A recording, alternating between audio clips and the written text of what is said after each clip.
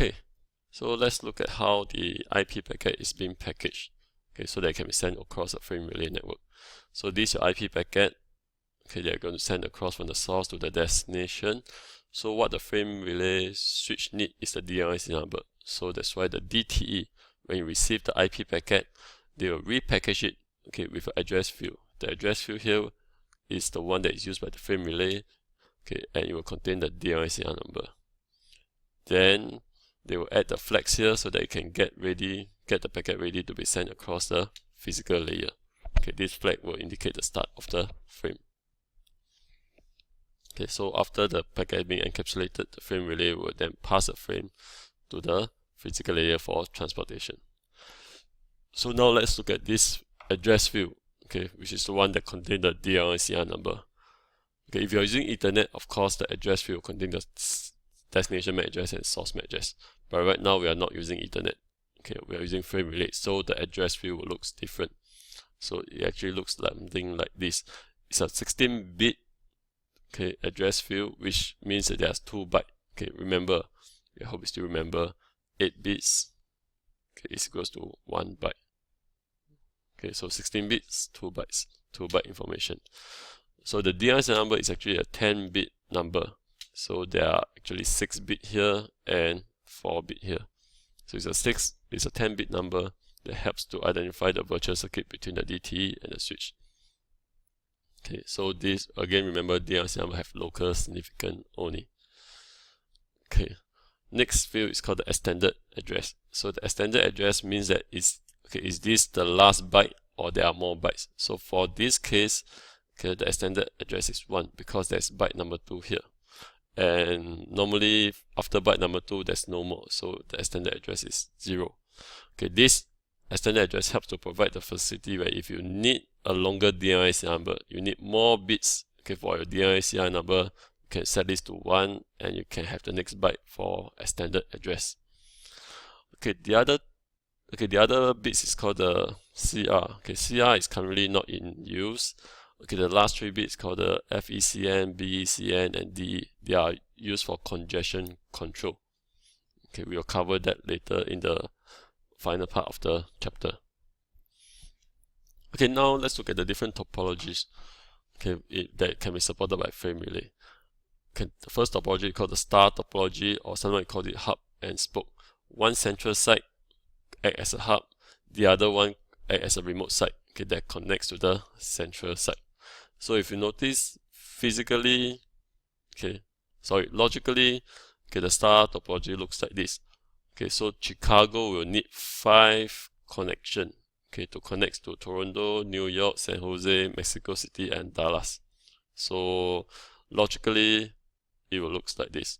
Okay, one site, okay, with multiple connections. So multiple connection to the remote site. Okay, but if you are going to use frame relay, okay, okay, this is Chicago, the hub. Okay, actually, it will only need 1 physical connection only. There's only 1 physical connection. And because we can use different DLCR number to identify the different remote site, we only need 1 physical connection to the frame relay clouds. So this helps you to save on number 1, the wires, number 2, the ports. So only 1 port, 1 wire connect to the frame relay cloud. I can provide 5 connection to the 5 remote site. So this helps to save costs. Okay, the cost saving will be even more significant if you are using a fully meshed topology. So this is a fully meshed topology. Every site have a connection to every other site. Okay, so every site, because there are 5 sites here, so each site will have 4 connections to the 4 other sites. So each site or each router will need 4 ports with 4 wires connecting to the sites. Okay, but if you're going to use this in a frame relay cloud, each site will only need 1 connection. Okay, and using DLCR number, I can identify the destination of the packet going to the respective site. Okay, so this helps you to save the expense of additional hardware and dedicated line. Okay, so it's usually more cost effective. Okay, but if you need more bandwidth, Okay, the service provider will just charge you for additional bandwidth. You do not need to install more ports. Okay, now let's look at the frame relay address mapping. Okay, so before the Cisco router can send data across a frame relay, it need to know the DLCI number. Okay, this DLCI number mapping, okay, to IP address mapping, you can either do it through static, the administrator do it, or through dynamic mapping. Okay, you can find out by doing the show frame relay map. So when you run show frame relay map, it's able to tell you that to reach this destination IP address, we use this DLCI number. Okay, and this is a static mapping. Okay, and the encapsulation type we are using is Cisco. Okay, there's two types you can use, either Cisco or IETF. And in this case, we use Cisco. Okay, what's the difference between dynamic mapping and static mapping? Okay, dynamic mapping uses inverse ARP to map a IP address to a DLCI number. Okay, later we'll cover how does it work. Okay, how does dynamic mapping work? Okay, another way is static mapping. Okay, static mapping means that the administrator basically configure on the router statically. Okay, that means they manually configure the mapping. Okay, so it's usually used when the other side of the frame relay network do not support dynamic mapping. Okay, another use is we are using the hub and spoke or the star network, because the edge network, the remote routers, do not have direct connectivity with each other. Okay, remember the star and spokes looks like this. Okay, because they do not have direct connectivity, the connectivity is actually through the frame relay clouds. So no direct connectivity, they can't do inverse ARP. Okay, now let's look at how this inverse ARP work. Okay, that can create this dynamic mapping. Okay, to understand how it works, okay, number one, we need to understand this local management interface. Okay, this LMI is a keep alive mechanism. It helps the DTE and the DCE to exchange status information. And one of the use of the LMI is to create the dynamic mapping. Okay, so it's a messaging system between the DTE and the DCE.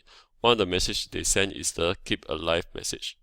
So the keep alive message tells the DTE and the DCE that both are currently alive. Okay, it's sent every 10 seconds. Okay, another use of the LMI message, okay, is, okay, let's pause this first. Okay, go this back. Okay, so one of the use of the LMI message is the 75. Okay, code number 75, which is the, code number 75, which is the status inquiry message. Okay, let's look at how this works. Okay, R1 send a code 75 status inquiry message to the DTE.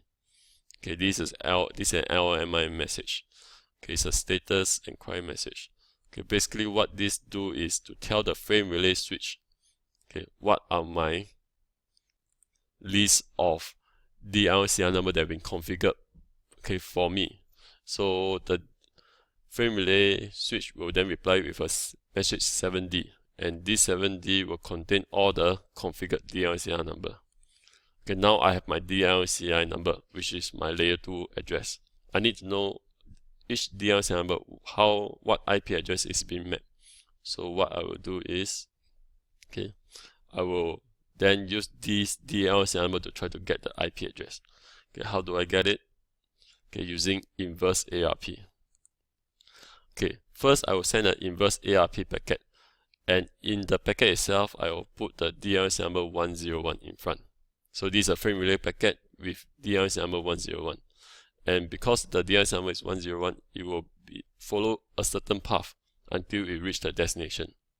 Okay, so it's able to reach the destination without the IP address. Remember, I do not have the IP address. I only have the layer 2 address.